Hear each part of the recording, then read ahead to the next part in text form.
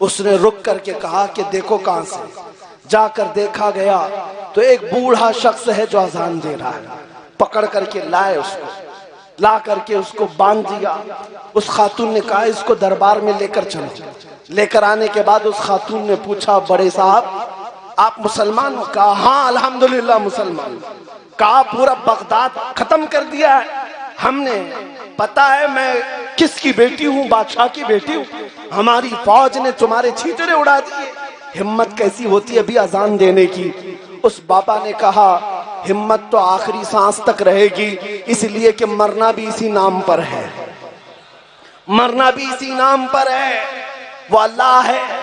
उस लड़की ने मजाक उड़ाते हुए कहा अच्छा इसका मतलब क्या है? आप अजान देते हो? बूढ़े मियाँ ने कहा अल्लाहु अकबर, अल्लाहु अकबर, इसका मतलब अल्लाह सबसे बड़ा है, अल्लाह सबसे बड़ा है।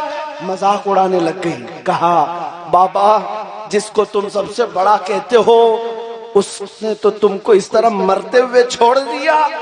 कहाँ है तुम्हारा खुदा? कहाँ है तुम्हारा खुदा? तुम्हारे तो सब अल्लाहु अकबर कहने वाले कत्ल हो गए, मर गए। आज तुम्हें भी ये कहा जा रहेगा तुम बहुत अल्लाह अल्लाह करते थे, देखो आज तुम्हारे साथ क्या हो रहा है। मायूस होने की बात नहीं। उस बूढ़े साहब ने कहा, हंस करके कहा कि बात सही कहती हो तुम। अगर ये पूछ रही हो वो कहाँ है? अल्लाह अल्लाह है, मदद भी करता है। लेकिन बाबा साहब ने कहा तुम्हें पता है कि बकरियां चराने वाला जो रेवड़ लेकर के जाता है, रेवड़ लेकर के बकरियां का झुंड लेकर जाता है, तो वो जब बकरियां चलती रहती हैं तो साथ में कुत्ता भी होता है। बकरियों का चरवाहा कुत्ता भी पालता है। कुत्ता क्यों होता है?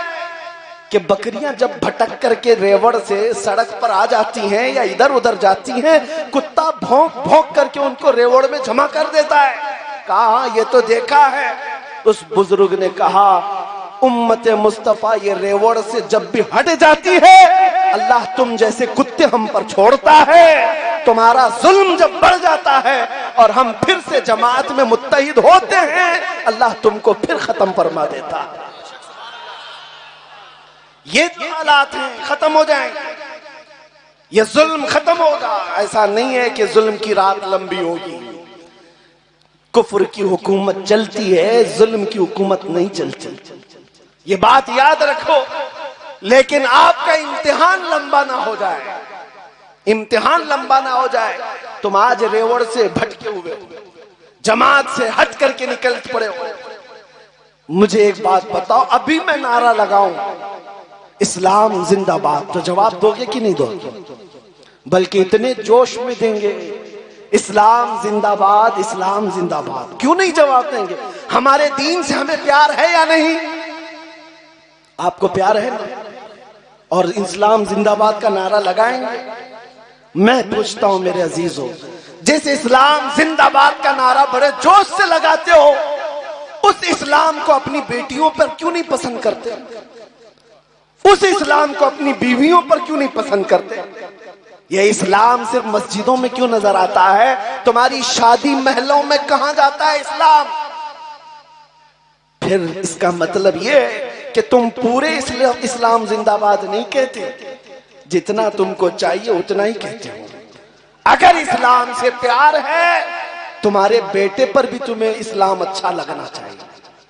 बेटा, बहू, बेटी, बीवी बात की बात है, तुम अपना चेहरा पकड़ करके देख लो कि तुमको भी इस्लाम कहां है, तुम पर भी इस्लाम है या नहीं।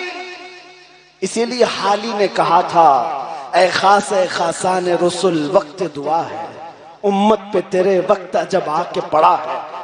जो दीन निकला था बड़ी शान से अपने वतन से, आज वो परदेश में आके गरीबुल गुरबा है। ये दीन आज अपनों के अंदर ही अजनबी बन गया है, अपनों के अंदर अजनबी बना है। पता है आपको, शेख सादी रहमतुल्लाह अलैह एक जगह फरमाते हैं, कयामत के दिन इस्लाम भी शिकायत करेगा मुसलमानों के खिलाफ। मुसलमानों के मुतालिक ये कहेगा, ऐ अल्लाह, कुफारों मुशरिकीन की तरफ से जो मुझ पर हमले होते थे वो अलग थे, लेकिन मेरे मानने वालों ने मुझे तन्हा कर रखा था। सिर्फ ओकेशनली मुसलमान हैं, यानी हम मुसलमान कब हैं? जुम्मा में हैं। हम मुसलमान कब हैं? जब हमारे घर में किसी की मौत हो जाए, टोपी भी आ जाएगी, कुरान भी घर में आ जाएगा, उसके अलावा इस्लाम क्यों नहीं आता? अजीजा ने गिरामी वकार, कुरान कहता है इन्नल्लाह ला युगय्यिरु मा बिकौमिन हत्ता युगय्यिरु मा बिअनफुसिहिम, बेशक अल्लाह ताला उस वक्त तक किसी कौम की हालत नहीं बदलता जब तक उसको खुद अपनी हालत बदलने की फिक्र ना हो। आपको अपनी बदलने होंगे। कैसे बदलेंगे? जाओ आज के बाद से घरों में अपने बच्चों को लो, इन बच्चों को आवारा ना छोड़ो, इनको मोबाइल थमा करके अब तुमने तो कहानियां सुनाना भी छोड़ दिया। अब ये बच्चे गुडे गुड़ा की, चोर पुलिस की कहानियां भी नहीं, बल्कि तो अब ये पोर्न देखने लग गए, बेहयाइयां। और सच फरमाया था मुखबिर सादिक सल्लल्लाहु तआला अलैहि वसल्लम ने, हदीस पाक है किताबुल मलाइम में, मेरे आका फरमाए कयामत के करीब एक जमाना ऐसा होगा कि बच्चे जवान लगेंगे और जवान बूढ़े लगेंगे। बच्चे, छोटे बच्चे जवान बनेंगे और जवान बूढ़े नजर आएंगे। इन 4 साल के 5 साल के बच्चों को देखो, ये एडल्ट तस्वीरें, ये एडल्ट फिल्में देखने लग गए। कोई कंट्रोल नहीं है मोबाइल पर, तुमने छोड़ रखा है। और अपने हाथों से इतना तबाह कर लिया नौजवान कि जब ये 20-22 साल का हो गया तो इसकी कमर झुकने लग गई, बुढ़ापा नजर आ रहा है। 25 साल के जवान बूढ़े नजर आने लग गए। अपने हाथों अपने आप को तबाह कर लिया। ये हुजूर का फरमान है। इसीलिए मैं कहता हूं अपने घरों से तब्दीली शुरू करो, अपने बच्चों को लेकर बैठना सीखो। क्या आप संडे टू संडे अब इन बच्चों से मुलाकात करते हैं? उसके अलावा दिन भर ये स्कूल में या ट्यूशन में, या रात को जब आए तो ये आपके आने से पहले सो जाएं और आपके जाने से पहले स्कूल चले जाएं।